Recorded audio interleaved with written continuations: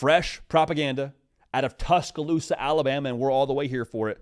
Now, when we inhale propaganda, we typically go to the socials, and the Alabama social media team did a great job now of giving us a little bit of propaganda to nibble on, not enough to get full on, but there's a couple of things that I want us to talk through from the latest spring practice snippet we got from the social team. I want to start with the young DBs making a little bit of a case for themselves here throughout this social media clip. So check this out.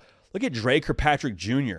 breaking up a pass, big body, 6'4", 197 Dijon Lee making a play and batting the ball away. It looks like during one-on-ones there against Ryan Williams. I'll just say it. Ryan Williams is going to be one of the better wide receivers we expect in the SEC, if not all of college football next season.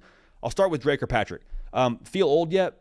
His dad was at Alabama during our lifetime, okay? A guy who made plays at Alabama semi-routinely, one of the better corners at Alabama in recent history. Dude making plays. Always good to see young DBs making plays. Now, Dijon Lee, in that second clip, we're in number 5, 6'4", 197, like I already mentioned. Just to see young DBs getting after it in that fashion. Isn't that kind of what Alabama's been built on historically? Like great defensive back play. Don't you think about that when you think about the Alabama teams that would win the BCS or even the college football playoff? It was usually accompanied with great secondary play. And last year, you saw good secondary play from Alabama. I mean, like, when it comes to the numbers, they were one of the better units in the country, but they were pretty young. Like Zabian Brown, freshman, Damani Jackson, young buck. To have those proven commodities at corner, to go with, you would hope, some more young DBs that'll make some plays like that throughout spring practice and hopefully provide you something else in the fall, that's a very good sign. Like the defensive backs, I think, under Kalen DeBoer 1 year and Kane Womack 1 year in Tuscaloosa, in some ways has been kind of a strength of what Alabama has been. You cannot win a national title, which is what Alabama expects to do going forward here. That's the standard they've set. You cannot win a national title with a lackluster secondary. Go look at the college football playoff last year.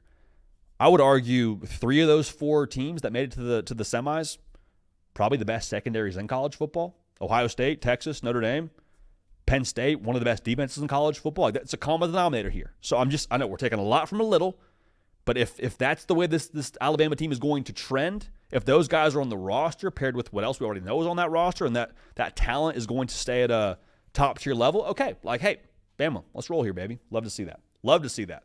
Now, in addition to the young bucks getting after it in the secondary, also saw some receivers making some plays. So now you gotta be locked in here if you're watching on YouTube, because this is again, great work by the Alabama social team. We got very, very brief snippets here, but check this out. You'll see Jeremy Bernard, a little shot into the end zone, deep touchdown catch. It's a quick one right here from Isaiah Horton. Check it out right here. Boom, look at that. First of all, Cato on the 1s and 2s. Electric pause right now, man. Perfect back shoulder, but check that out. Big Isaiah Horton, emphasis on the big, man. 6'4", 209. I mean, dude's a few three-course meals short of maybe putting his hand in the dirt and playing tight end. I'm being facetious, of course, but to have a big body like that on the perimeter, little back shoulder catch, making some plays in practice, I think that's a good sign. I am really excited about Isaiah Horton. Someone I spoke to close to Bama feels like he could have all SEC kind of chops. Now, Isaiah Horton transferring over from Miami. So I'm excited about what he brings to the table when it comes to winning one-on-one matchups. You already have Ryan Williams, you know what he is. Jeremy Bernard, we'll talk about him in a second. But to have a true, like, jump ball, call for it in the post kind of wide receiver, I love that for Bama. And I think a lot of great receiving cores, or I think a lot of great just offenses in general, have a lot of different genres of receiver. I like seeing Isaiah Horton do some good things in spring practice. Again, a lot from a little. It's like a half a second clip, but thankfully we got Cato on the pause, and we got Isaiah Horton making big-time catches and giving us something to talk about here as we move forward throughout spring practice. Now, Jeremy Bernard, you saw in that second clip, he is the proven commodity. All right, I think that what he was last year maybe nationally got a little bit overlooked just because of how good Ryan Williams was, and the fact that Ryan Williams was a true freshman, got a lot of juice, along with his game he had against Georgia, kind of created this snapshot for us of what Alabama was as a receiving core.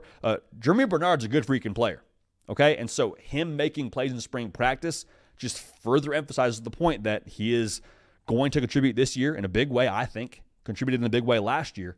But I want to make sure we say this. I think he was good a season ago, and we just didn't even get to see as capable as he is at wide receiver, as good as Bama is at wide receiver. Like, we have a video out on the channel right now.